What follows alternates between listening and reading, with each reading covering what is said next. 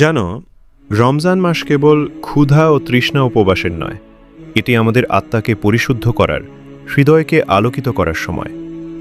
আজ আমরা ব্যস্ত দুনিয়ার সব কিছুর পেছনে ছুটে চলি, ক্যারিয়ার, টাকা, প্রশংসা।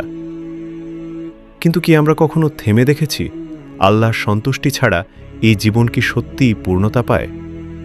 রমজান আমাদের মনে করায় প্রতিটি ক্ষুধার সময় আমাদের ধৈর্য পরীক্ষা হয়, প্রতিটি তৃষ্ণার মুহূর্ত আমাদের আত্মসংযম শেখায়।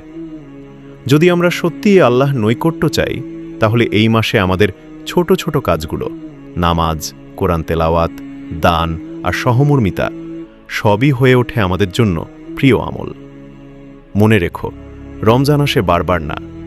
এই মাসে যতটা সম্ভব ভালো কাজ করো, নিজেকে আল্লাহর কাছে ঘেঁষে নাও, হৃদয়কে ভরিয়ে নাও তওবা আর দয়া দিয়ে।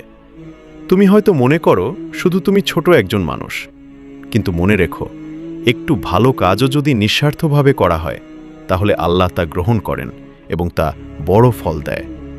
এই রমজান প্রতিজ্ঞা করো নিজেকে বদলে দেখাতে, নিজের আত্মাকে পরিশুদ্ধ করতে এবং আল্লাহর সন্তুষ্টি অর্জনের জন্য প্রতিটি মুহূর্তকে কাজে লাগাতে। রমজান মাস শুধুই ক্ষুধা ও তৃষ্ণার নয়, এটি আত্মার যাত্রা, এটি আল্লাহর নৈকট্যের মাস।